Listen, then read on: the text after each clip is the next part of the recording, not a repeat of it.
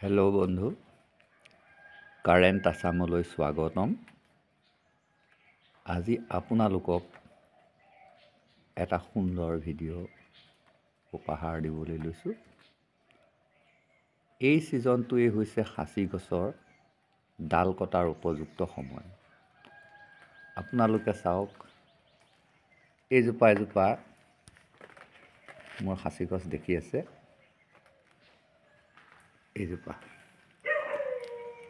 এই সাঁচি গছজোপা মই চাওক, মন কৰক কেনেকৈ পুলুঙা কৰি নিছোঁ। এই ডালটো দেখিছে, এইটো ডাল কাটি দিলোঁ, এইটো ডাল কাটি দিলোঁ। অৱশ্যে মোৰ পুলিটো বহুত ডাঙৰ, এতিয়া ইয়াৰ 20 ফুটৰ ওপৰ হৈ গৈছে। এই পুলিটো, এইটো চাওক, এই পুলিটোৰ কথা কৈ আছোঁ। এইটো 20 ফুটৰ ওপৰ হৈ গৈছে, কিন্তু তাৰ ডালবিলাক কাটি কাটি মই ছাগলীক দি আছোঁ আৰু গছডাল ক্ৰমান্বয়ে মই ওখ কৰি নি আছোঁ। এই ডালটো কাটিম। এইফালে চাওক, এই ডালটো অলৰেডি কাটিলোঁ, পাতখিলাই আঁৰ কৰি থৈছে। এয়া চাওক, এইটো কাটিলোঁ, এইটো কাটিলোঁ। এয়া চাওক, ইয়াৰ কোমল অংশ পাই গ'লোগৈ। ইয়াৰ যিটো বুঢ়া অংশ আপুনি তললৈ মন কৰক, এইটো হ'ল ইয়াৰ বুঢ়া অংশ। এই অংশটো অলৰেডি মই ডাল কাটি কাটি লৈ গ'লোঁ।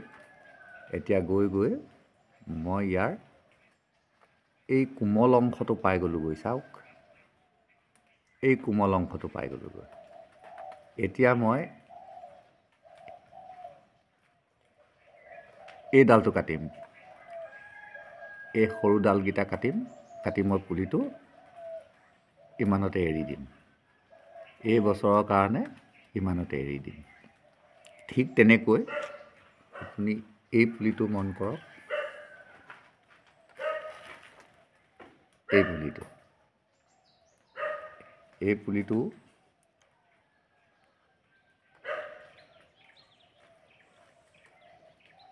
একেবাৰে তল অংশ আপোনাক মই দেখুৱাব পৰা নাই।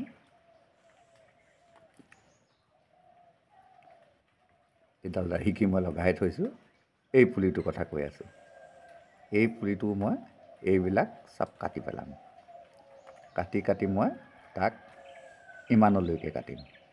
এই অংশটোলৈকে চাফা কৰি মই তাক এৰি দিম। তেতিয়া কি হ'ব, এই পুলিটো ওখ হ'ব আৰু শকতটো সি লাহে লাহে হ'ব। শকত কৰিবৰ কাৰণে মই তাক গুৰিত গোবৰ দিম। 2 ফুট 3 ফুট আঁতৰত মই ৰাসায়নিক সাৰ নিদিওঁ। এসময়ত মই ৰাসায়নিক সাৰ দি চাইছিলোঁ, পুলি বাঢ়ে, কিন্তু কিছুদিনৰ পিছত পুলিটো মৰি যায়। গতিকে ইউৰিয়া সাৰ নিদি ইয়াক আমি অৰ্গেনিক পদ্ধতিতেই ডাঙৰ কৰিব লাগে। যিহেতু ই এটা প্ৰাকৃতিক সম্পদ, ই হাবিতেই হয়, ইয়াক কোনো ৰাসায়নিক সাৰৰ প্ৰয়োজন নাই। সাৰ প্ৰয়োগ কৰাৰ ফলত মানুহৰ শতাধিক গছ মৰি যায়, একে বছৰতে শতাধিক গছ মৰি যায়, ফলত বহুত কষ্ট পাবলগীয়া হয়। সেইকাৰণে আপোনালোকেও যদি সাঁচি পুলি ৰুইছে, মই সাঁচি খেতি কৰিবলৈ নকওঁ, সাঁচি পুলিৰ 10-12টা ৰুৱক। এয়া চাওক, মোৰ গোটেই বাৰীখনতে সাঁচি গছেই আছে। এইবিলাক চব সাঁচি গছেই হৈ আছে, অসংখ্য সাঁচি গছ আছে। তো কি হয়, এজোপা সাঁচি গছৰ পৰা আপুনি টকা পাবলৈ হ'লে বহুত দিন অপেক্ষা কৰিবলগীয়া হয়। এই সাঁচি গছজোপাৰ পৰা আপুনি ফল পাবলৈ হ'লে বহুত দিন ৰ'বলগীয়া হয়। সেইবাবে আমি বহুতৰপীয়া খেতি কৰিব লাগে। এতিয়া সেই সাঁচি গছবিলাকত চাওক, মোৰ জালুক বগাই আছে। মই সেই জালুকবিলাকৰ পৰাই প্ৰচুৰ টকা পাওঁ। 2 নম্বৰ কথা হ'ল, মই পাতবিলাক কাটি ছাগলীক খুৱাওঁ। 3 নম্বৰ কথা হ'ল, মই গুটিবিলাক পচাই পুলি বিক্ৰী কৰোঁ। গতিকে মোৰ চলাটো সুলভ, সহজতেই মই চলি থাকিব পাৰোঁ। কাৰণ ছাগলীয়ে মোক 6 মাহত পোৱালি দিয়ে, পুলিখিনি মই এবছৰত বিকিব পাৰোঁ আৰু জালুকখিনি মই এবছৰত পাওঁ। গতিকে অকণমান মাটিতেই অতি সুস্থিৰভাৱে জীৱনটো আগবঢ়াই লৈ যাব পাৰি। সাঁচি খেতিত আপুনি লাগি থাকিবও নালাগে। ছাগলীকেইটাত আপুনি প্ৰত্যেক দিনেই কাম কৰিব লাগে, গতিকে সেইটো আপোনাৰ শাৰীৰিক এটা শ্ৰম হয়, এক্সাৰচাইজ হয়। আপোনাৰ অলাগতিয়াল চিন্তাৰ পৰা আপোনাৰ মগজুটোক এটা লাগতিয়াল গঠনমূলক কামত, সৃষ্টিশীল কামত আপুনি লগাব পাৰে, ফলত আপোনাৰ ব্ৰেইন ডেভেলপ হ'ব।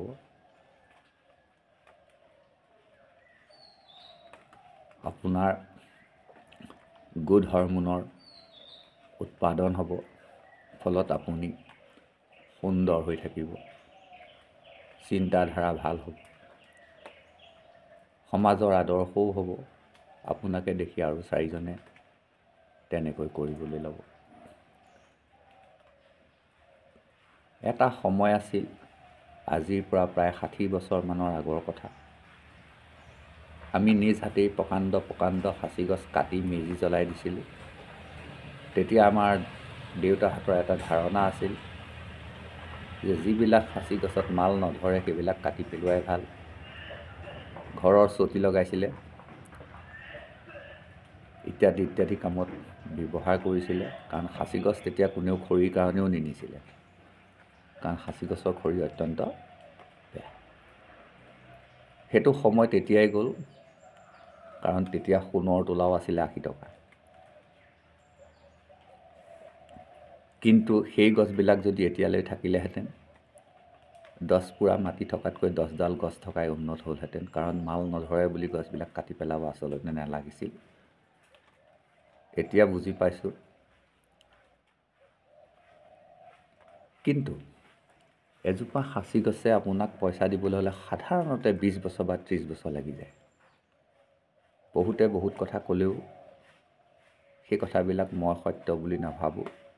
কাৰণ সাঁচি গছত নিজেই যদি মাল ধৰে, সেইজোপাহে প্ৰকৃত সাঁচি গছ। তাৰ পৰাহে আপুনি প্ৰকৃত টকাটো পাব। তাক কাটি কুটি ফুটা কৰি ঘপিয়াই যিকোনো পদ্ধতিত আপুনি অকণমান ৰং ধৰাব পাৰিব বা বিক্ৰী কৰিব পাৰিব কম দামত, কিন্তু আপুনি লাখ টকা নাপায়। এজোপা ঘপিওৱা মালত বা ফুটা কৰা মালত বা বিভিন্ন পদ্ধতি আছে, সেই পদ্ধতিত গছডাল ঘূণীয়া কৰি বিক্ৰী কৰিব পাৰিব, কিন্তু আপুনি লাখ টকা নাপায়। আপুনি লাখ টকা পাবলৈ হ'লে 10জোপা গছ ৰুৱক, মেহনতি কৰক, অলপ বছৰত মেহনতি কৰক, ধৈৰ্য ধৰক, এটা লাইফ ইঞ্চুৰেঞ্চ বুলি ভাবক। আপুনি নাপালেও আপোনাৰ ল'ৰা ছোৱালীয়ে তাৰ সুফল পাব। আপোনাৰ বয়স যদি 40, আপুনি 3-4 লাখ টকীয়া গছ আপোনাৰ লাইফত 40 বছৰৰ বয়সত গছ ৰোপণ কৰি কেতিয়াও 3 লাখ টকা নাপায়। যদি আপোনাৰ বয়স 10 বছৰ বা 15 বছৰ, মানে আপুনি LP বা ME পৰ্যায়ত আপোনাৰ ল'ৰা ছোৱালীকেইটা আছে, সিহঁতৰ জন্মদিনত পুলি ৰুৱক। সিহঁতিহে আপোনাৰ লাখ টকা পাব। মই নেপাব বুলি এইকাৰণে কৈছোঁ, দেখিছোঁ সাঁচি গছ বিকি RCC বিল্ডিং বনাই আছে, আমাৰ ইয়াতে আছে। কাৰণ আমাৰ জেগাবিলাক এই তিতাবৰ অঞ্চলটো অতি সাংঘাতিক অঞ্চল। তো সাঁচি গছৰ কাৰণে একেবাৰে খুব ভাল প্লেচ আছে ইয়াত। আপুনি জানেনে, ঢেকীয়াও নগজে কিছুমান জেগাত, ঢেকীয়াও নগজে। এইবিলাক য'তে ত'তে আপুনি কয়লাৰ খনি বা তেলৰ খনি নাই। ঠিক তেনেকৈ পনীয়া সোণ বুলিবও পাৰি। তেনেকৈ আপোনাৰ এই যিটো সাঁচি গছৰ মাল, এই সোণতকৈ বহু গুণে বেছি, মই আগতেই কৈ আহিছোঁ। কিন্তু আমি কিয় নেপাওঁ ইমান টকা? আমি ইমান টকা কেলৈ পাবলৈ সক্ষম নহয়? এক হ'ল আমি ইয়াক বিক্ৰী কৰিব নাজানো। 2 হ'ল আমাক ঠগি আছে, বেপাৰীবিলাকে আমাক ঠগি আছে। কাৰণ গছডালত আমি প্ৰকৃত মূল্য ল'ব নাজানো। গছডাল আমাৰ কিন্তু দাম দিছে বেপাৰীয়ে। আমি ক'ব লাগিব এই গছডালত আমাক 1 লাখ লাগিব, আৰু নেপালে আমি নিদিব লাগিব। চাই থাকক আপোনাৰ গছডালত আপুনি লাখ টকা হ'ব। এই সাঁচি গছডাল একেদিনাই 3 বিঘা বা 4 বিঘা হয়, আমি গমকে নাপাওঁ। এডাল সাঁচি গছ একেদিনাই 3 বিঘা বা 4 বিঘা হয়। কেনেকৈ?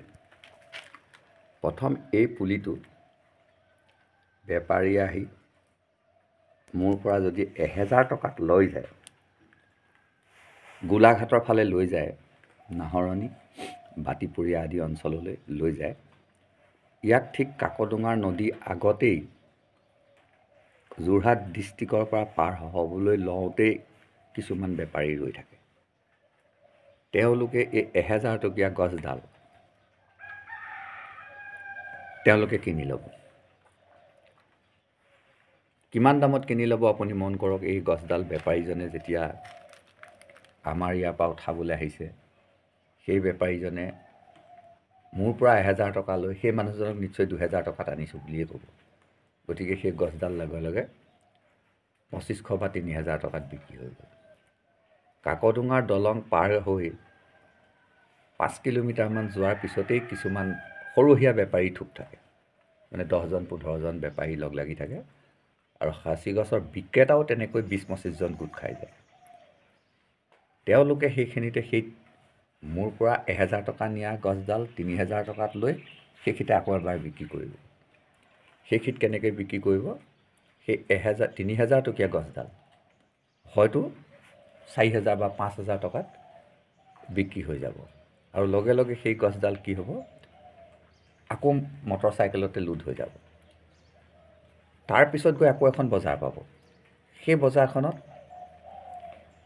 সেই গছডালেই, তাৰ লগত আৰু গছ লগ লাগিব, সেই গছডাল হয়তো 8000 বা 10000 টকাত বিক্ৰী হৈ যাব, আৰু ডাঙৰ গাড়ীত লোড হৈ যাব, এচিত লোড হৈ যাব, বা 407ত বা বলেৰ' গাড়ীত লোড হৈ যাব। লোড হৈ যোৱাৰ পিছত সি আকৌ বিক্ৰী হৈ যাব। এইবাৰ হয়তো তাক ক্লাছিফিকেশ্যন কৰিব, কৰি এক অংশ ইয়াতেই বিক্ৰী হৈ যাব, কিন্তু এক অংশ হয়তো আৰু আঁতৰলৈ গুচি যাব। নাহৰণি বাতিপুৰীয়া অঞ্চলতে ইয়াক কাটি কুটি বটালি মাৰি কিছুমান সিজাই তাৰ পৰা মালটো বাহিৰ কৰিব, মানে আঁতৰটো বাহিৰ কৰিব। কিছুমান কিন্তু গোটাকেই পিক হৈ একেবাৰে হোজাইলৈকে গুচি যাব। গতিকে আপোনাৰ 1000 টকীয়া গছডালে হয়তো 50000 বা 60000 টকাত বিক্ৰী হৈ যায়। গতিকে আমি কেতিয়াও 1000 টকাতেই সেই গছডাল বিক্ৰী কৰিব নালাগে। আপোনালোকে দেখি আচৰিত হৈ যাব যে এইটোৱেই হ'ল সাঁচি গছ বিকাৰ এটা উপযুক্ত সময় বহাগলৈকে। এই সময়ছোৱাতে প্ৰচুৰ দামো পোৱা যায় আৰু প্ৰচুৰ মালো বিক্ৰী হয়। আপুনি পিছবেলা যদি কাকডোঙা অঞ্চলত থাকে, তেতিয়া দেখিব যে কাকডোঙাৰ মাজেদিয়েই গছবিলাক পাৰ হৈ যায়। ইখনৰ পিছত সিখন মটৰচাইকেল বা ইখনৰ পিছত সিখন গাড়ী লানি নিচিগা এটা সুঁতিৰ সৃষ্টি হয় পিছবেলা। হেল্ল' বন্ধু, মই বৰ দীঘলীয়া নকৰোঁ, আৰু ক'ব লগা আছে। সাঁচি গছৰ বিষয়ে আৰু ক'ব লগা আছে। মই কৈ থাকিম, লাহে লাহে কৈ থাকিম, কাৰণ একেদিনাই একেটা সময়তে ইমানখিনি কথা কৈ দিলে আপোনাৰো আমনি লাগিব। গতিকে মই মোৰ ভিডিঅ'টোলৈ আপুনি অহাৰ কাৰণে আপোনাক অশেষ ধন্যবাদ জনাইছোঁ। মই লাহে লাহে আপোনাক সাঁচি গছৰ বিষয়ে কৈ যাম, কিন্তু শুনিলেই নহ'ব। আপুনি আপোনাৰ সাঁচি গছকেইডাল যিকেইডাল আছে, এতিয়া আপুনি ডাল পাতবোৰ কাটি আগবোৰ উলিয়াই দিয়ক, মুকলি কৰি দিয়ক। এই এডালেই থৈ পেলানি বাকীখিনি কাটি পেলাওক, একদম চিধা কৰি দিয়ক, লাগি থাকক, লাখ টকা আপুনিও পাব। আজিলৈ আহোঁ, ধন্যবাদ।